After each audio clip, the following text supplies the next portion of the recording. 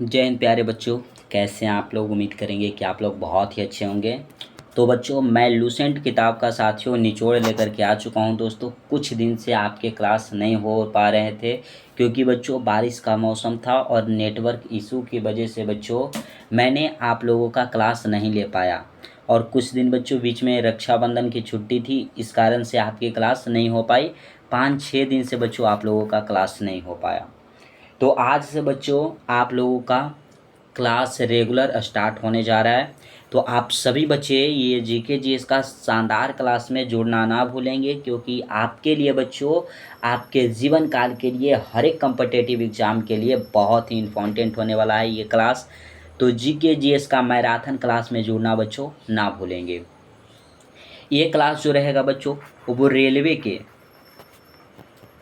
के साथियों सभी एग्ज़ामों के लिए, जैसे आरआरबी, एनटीपीसी, ग्रुप डी हो गया बच्चों, एएलपी हो गया, टेक्नीशियन हो गया, रेलवे के जितने भी एग्ज़ाम है ना, वो सभी एग्ज़ामों में पूछे गए बच्चों प्रीवियस ईयर्स का प्रश्न लेकर के आए हैं। कुछ ऐसे प्रश्न हैं जो आपके एग्ज़ाम में पूछे जाएंगे और हर एक प्रश्नों का साथियों निचोड़ लेकर के आए हैं। सभी प्रश्नों का ऑपरेशन करेंगे। हर एक लम्हे बच्चों हर एक लफ्ज़ पे हम अध्ययन करेंगे, आप लोगों को बताएंगे ताकि बच्चों से कोई भी प्रश्न ना छूटे। तो जो भी बच्चे क्लास को कीजिएगा वो क्लास को बच्चों इस सेशन को पूरा कीजिएगा और सेशन में मेरे भाई अंत तक बने रहिएगा, ठीक है। उसके बाद अगर सेशन को अंत तक करते हैं तो सभी बच्चे कमेंट बॉक्स में कमेंट कीजिएगा दोस्तों कि ये सेशन आपको कैसा लगा। सेशन अच्छा लगेगा तो सभी बच्चे सेशन को लाइक करेंगे। जिन बच्चों को अच्छा नहीं लगेगा वो बच्चे डिसलाइक करेंगे। अपने दोस्तों के पास, भाई बहन, रिश्तेदारों के पास, साथियों, सगे संबंधियों के पास शेयर करना नहीं भूलिएगा।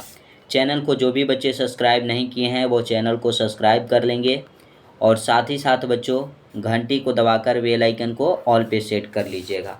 डेली का बच्चों आपको शॉर्ट वीडियो के माध्यम से ट्रिक का बच्चों वीडियो आप लोगों को मिलेगा। जीके का मिल जाए बच्चों, जीएस का मिल जाए, मैथ का, रीजनिंग का बच्चों ट्रिक के माध्यम से आपको वीडियो मिलेगा। शॉर्ट वीडियो के माध्यम से बच्चों आप सभी बच्चे उस वीडियो को शेयर कीजिएगा।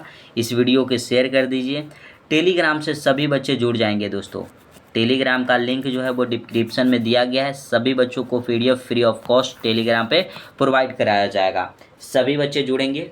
तो चलते हैं इस क्लास का बच्चों इस सेशन का पहले प्रश्न की ओर।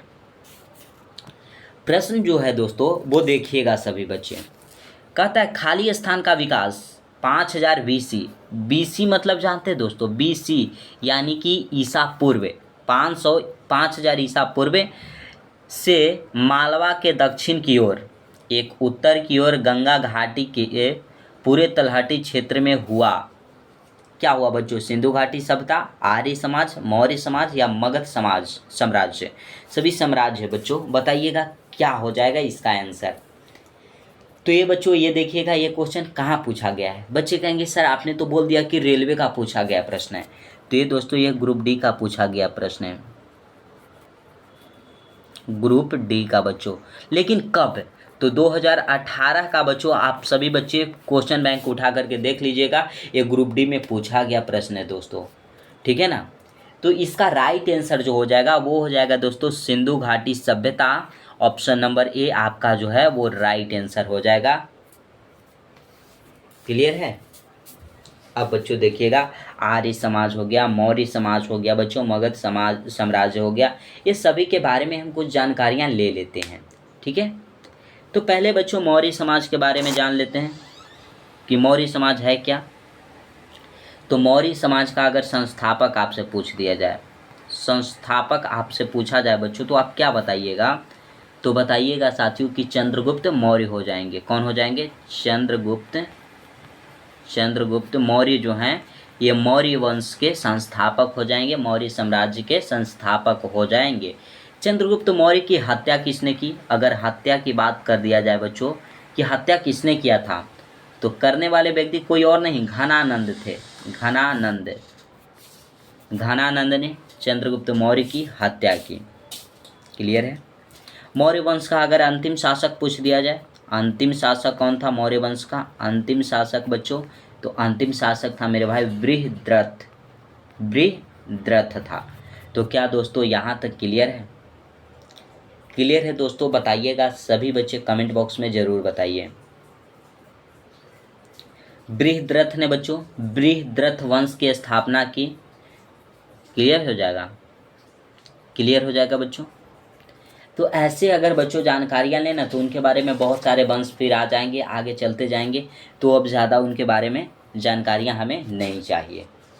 अब चलेंगे मेन बच्चों मुख्य पॉइंट पे, सिंधु घाटी सभ्यता। सिंधु घाटी सभ्यता का पहला शहर था बच्चों हड़प्पा। क्या था? हड़प्पा था। हड़प्पा।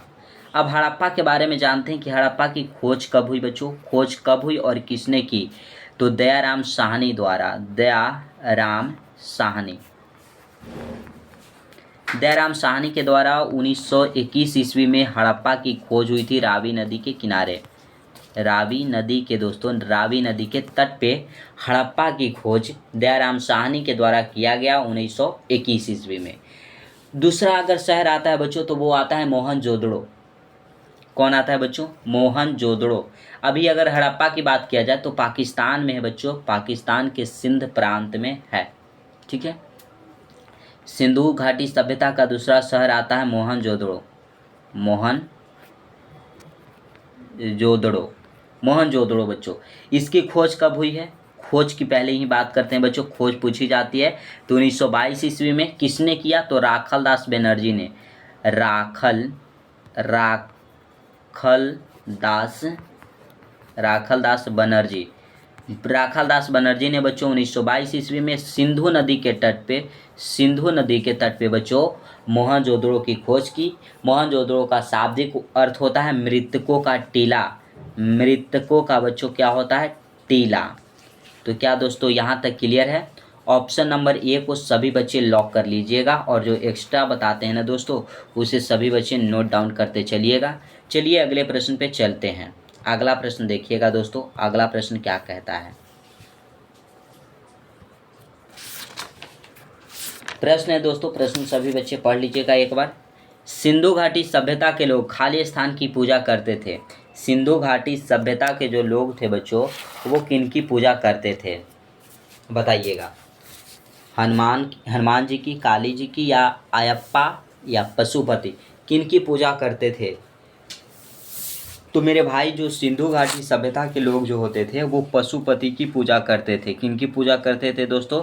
पशुपति जी की पूजा करते थे। अब देखिएगा सिंधु घाटी सभ्यता के बारे में जानते हैं या बच्चों पशुपति के बारे में पहले जान लेते हैं। पशुपति की जो मूर्ति थी बच्चों यह मोहनजोदड़ो से प्राप्त हुई थी। किससे प्राप्त हुई थी? मोहनजोदड़ो। मोहनजोदड़ो से यह क्या हुई थी? प्राप्त हुई थी। पूछा जाएगा कि पशुपति की मूर्ति जो है वो कहाँ से प्राप्त हुई थी? तो मोहनजोदड़ो से। मोहनजोदड़ो से बच्चों विशाल अन्नागार मिला था। विशाल क्या मिला था बच्चों? विशाल अन्नागार। अन्नागार बच्चों अनाज रखने की जगह मिली थी। विशाल स्नानागार मिला था। स्नानागार। विशाल बच्चों विशाल स्नानागार मिला था यानी कि स्विमिंग पूल मिला था। ठीक है, क्लियर है बच्चों? तो पशुपति की मूर्ति कहाँ से मिली थी? तो मोहनजोदड़ो से। सिंधु घाटी सभ्यता के लोग किन की पूजा करते थे? तो पशुपति की पूजा करते थे। ऑप्शन नंबर डी को सभी बच्चे लॉक कीजिएगा। सिंधु घाटी सभ्यता जो था बच्चों एक शहरी सभ्यता था। कैसी सभ्यता था? शहरी सभ्यता था। अगर पूछा जाए आपसे कि सिंधु घाटी सभ्यता कैसी सभ्यता थी तो ये थी बच्चों शहरी सभ्यता थी। यहाँ से सिंधु घाटी सभ्यता से कुल कितने चिन्ह मिले? चिन्ह बच्चों कितने मिले? तो चिन्ह मिले थे कुल बच्चों 64 चिन्ह मिले। इसकी लिपि क्या थी? अगर लिपि की आपसे बात कर दी मेरे भाई, लिपि क्या थी सिंधु घाटी सभ्यता की? तो भाव चित्रात्मक था। क्या था? भावात्मक बोल लीजिए, भावात्मक या भाव चित्रात्मक, या बच्चों भाव चित्रात्मक बोल लीजिए। क्लियर है दोस्तों? यहाँ तक क्या है आप सभी बच्चों का क्लियर हो जाएगा? यहाँ तक क्लियर हो जाएगा बच्चों?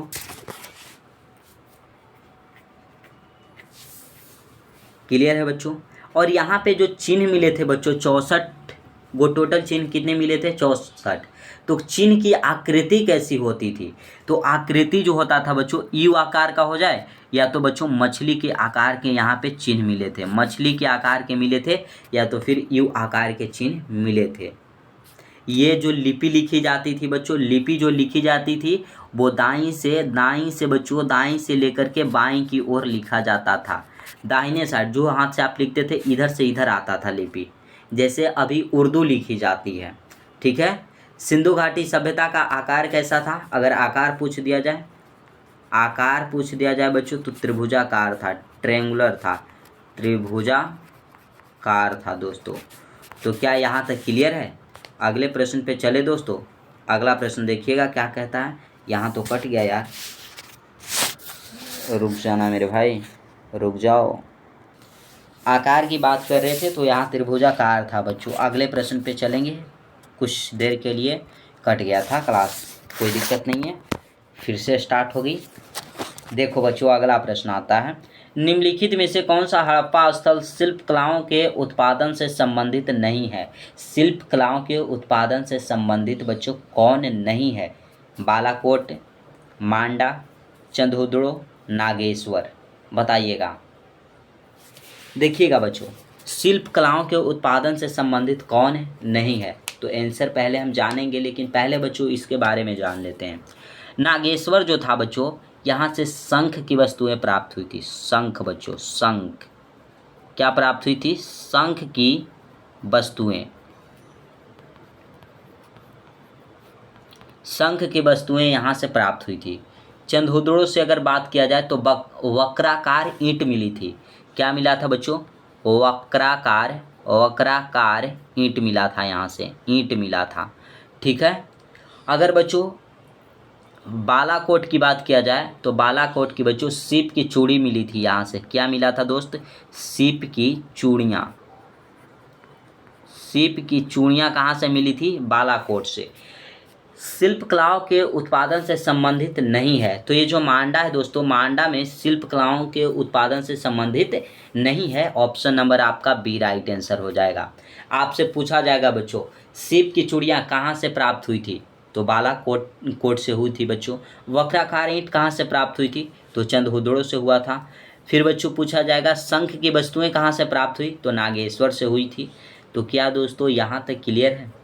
ऑप्शन बी को सभी बच्चे राइट कर लीजिएगा। अगले प्रश्न पे हम चलें। छूटना नहीं चाहिए बच्चों प्रश्न आपसे, क्योंकि इतना बेहतरीन ढंग से आपको बता रहे हैं, आपके लिए मेहनत कर रहे हैं, तो आपसे प्रश्न नहीं छूटना चाहिए एग्जाम में। और नहीं आता है बच्चों तो ये सभी को नोट करते रहिएगा। ऐसे नोट कर लीजिएगा बच्चों, अपने कॉपी पे क्या कीजिएगा कि जो खाली स्थान होगा, ये ऐसे बच्चों खाली स्थान है, पेज है, यहाँ पे स्टार मारिएगा। यहाँ पे स्टार जो इम्पोर्टेंट है बच्चों उसके ऊपर आपको स्टार मार देना है। ऐसे करना है, ऐसे बच्चों। और यहाँ से लिखना है सीप की चूड़ियाँ। सीप की चूड़ियाँ कहाँ से प्राप्त हुई ये नहीं लिखना है, लिखना है कि सीप की चूड़ियाँ बालाकोट से मिली थी। ठीक है। वक्राकार ईंटें चंदहुदड़ों से प्राप्त हुई थी। शंख की वस्तुएं नागेश्वर से प्राप्त हुई है। ये बच्चों सभी बच्चे लिख लेंगे। ठीक है। तो चलेंगे दोस्तों अगले प्रश्न की ओर। अगला प्रश्न देखिएगा, चौथा नंबर क्या कहता है। चौथा प्रश्न है बच्चों कि भारतीय संविधान में मौलिक अधिकार किस संविधान से अंगीकृत किए गए हैं? भारतीय संविधान में बच्चों जो मौलिक अधिकार है वो आपसे पूछा गया है कहाँ के संविधान से लिए गए हैं? संयुक्त राज्य अमेरिका, स्विट्जरलैंड, ब्रिटेन या सोवियत संघ? सोवियत संघ यानी बच्चों रूस, बताइएगा। तो मौलिक अधिकार जो है बच्चों यह यूएसए संयुक्त राज्य अमेरिका से लिया गया है। ऑप्शन नंबर आपका ए बच्चों राइट आंसर हो जाएगा। ठीक है।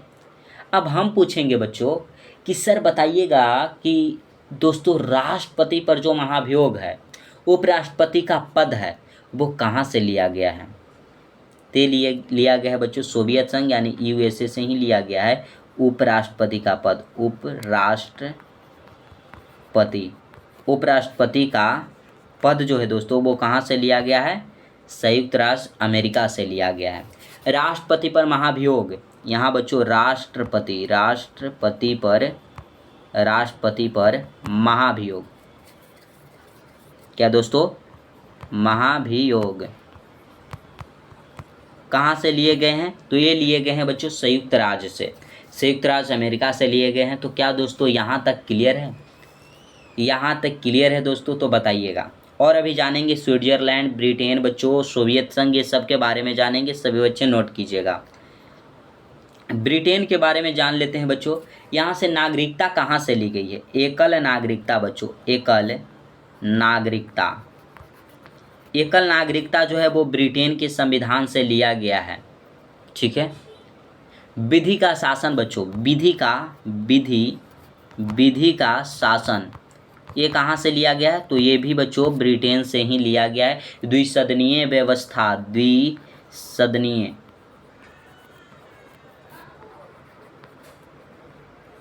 ये देखिएगा आपके एग्जाम में पूछा जाएगा कि द्विसदनीय व्यवस्था किस देश के संविधान से लिया गया है। ऑप्शन दे देगा संयुक्त राज्य, स्विट्जरलैंड, ब्रिटेन या सोवियत संघ। तो बच्चे मारेंगे कि ब्रिटेन से लिया गया है। दोस्तों एग्जाम में प्रश्न आएंगे तो आपको छोड़ना नहीं। ये सभी जो एक्स्ट्रा बता रहे हैं दोस्तों, इसे नोट कीजिएगा। इससे बाहर आपके एग्जाम में कभी प्रश्न नहीं आएंगे दोस्तों। आज हो या आप कभी भी एग्जाम दें, आपसे प्रश्न नहीं छूटेगा। नहीं छूटेगा बच्चों तो नहीं छूटेगा। ठीक है। तो इतना नोट कीजिएगा। एकल नागरिकता बच्चों ब्रिटेन से। हमारे भारत की नागरिकता है बच्चों एकल नागरिकता। अमेरिका संयुक्त राज्य की जो नागरिकता है वो दोहरी नागरिकता है। ठीक है ना। तो नोट कर लीजिएगा। अब सोवियत संघ के बारे में जानते हैं।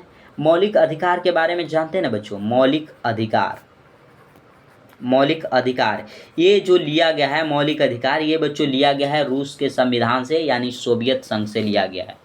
सॉरी बच्चों, मौलिक अधिकार तो यार यूएसए के संविधान से ना। हमने क्या बता दिया यार।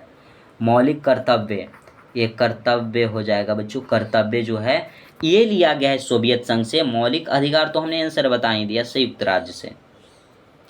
ठीक है। सॉरी मेरे भाई, sorry, I am really sorry दोस्तों, गलती से आपको हमने बता दिया। पंचवर्षीय योजना, पंचवर्षीय जो योजना है बच्चों, पंचवर्षीय योजना ये लिया गया है आपका सोवियत संघ से। ठीक है। तो ऑप्शन ए आपका राइट आंसर था दोस्तों। सभी बच्चे नोट डाउन कर लीजिएगा। अगले प्रश्न पे हम चलते हैं। अगला प्रश्न देखिएगा बच्चों। प्रश्न कहता है कि भारत के संविधान में भाईचारों की भावना किस देश से प्रेरित है? भाईचारा की जो भावना है दोस्तों वो किस देश से प्रेरित है? तो है मेरे भाई फ्रांस देश से प्रेरित है। ऑप्शन नंबर आपका सी राइट हो जाएगा। अमेरिका से बच्चों प्रस्तावना का विचार, प्रस्तावना का जो बच्चों विचार है, प्रस्तावना का जो विचार है दोस्तों, विचार यह कहाँ से प्रेरित है? तो यह अमेरिका के संविधान से प्रेरित है।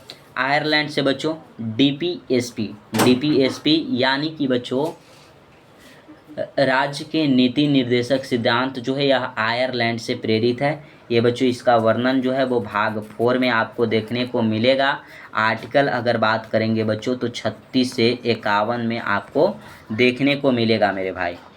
क्लियर है यहाँ तक? बताइएगा सभी बच्चे, क्लियर है तो बताइएगा दोस्तों।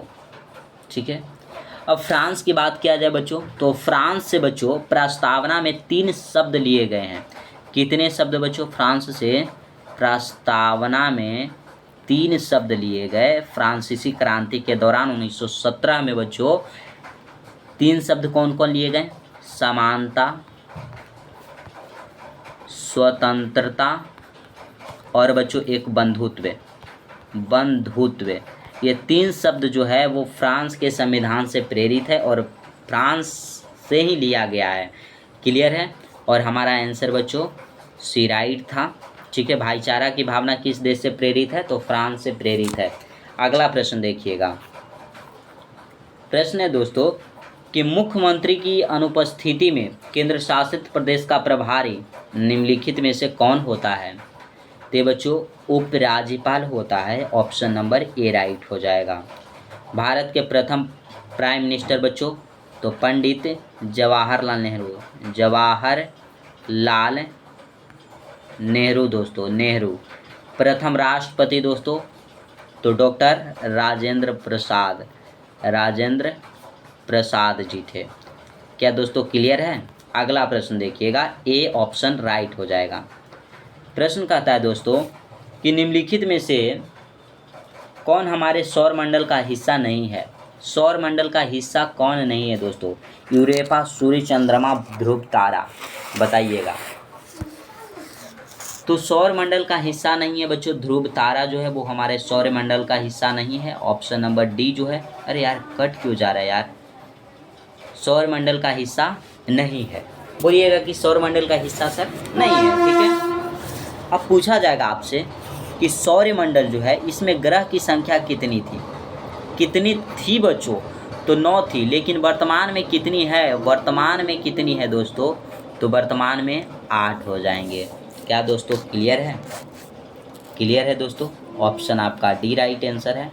सूर्य की क्या है बच्चों? तारा है। सूर्य क्या है? एक तारा है। अगले प्रश्न पे चलेंगे। जैसा प्रश्न आएगा बच्चों वैसा आप लोगों को बताया जाएगा।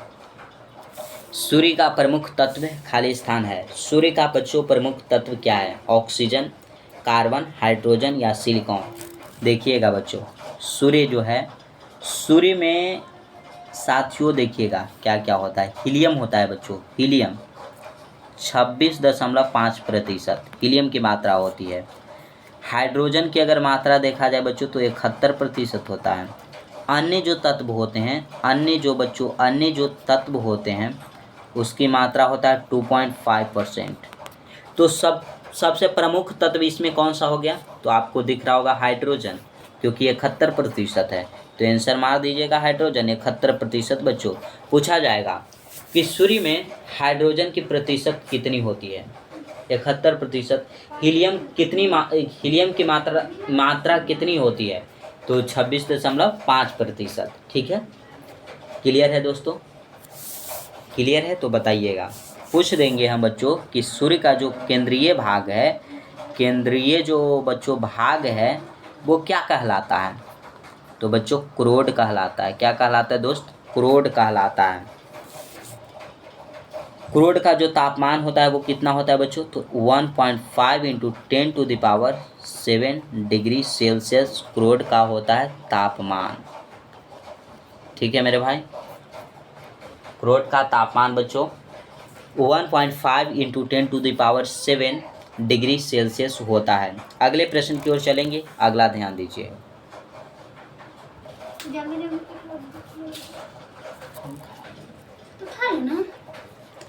अगला प्रश्न है दोस्तों कि रात्रि के समय आकाश में मौजूद सबसे चमकीला ग्रह कौन सा होता है? रात्रि के समय बच्चों अगर पूछा जाए या दिन के समय पूछा जाए, सबसे चमकीला ग्रह आपसे पूछा जाएगा तो वो हो जाता है आपका शुक्र। शुक्र क्या है? सबसे चमकीला ग्रह। ठीक है दोस्तों। बृहस्पति जिसको पीला ग्रह कहा जाता है, और सबसे बड़ा ग्रह बच्चों, सबसे बड़ा ग्रह अगर पूछ दिया जाए तो हो जाता है आपका बृहस्पति। ठीक है। बुध बच्चों सूर्य के सबसे नज़दीक का ग्रह है। नज़दीक का ग्रह अगर पूछ दिया जाए तो हो जाता है बुध। शनि बच्चों अगर काला ग्रह पूछ दिया जाए किसे कहा जाता है? तो शनि को कहा जाता है।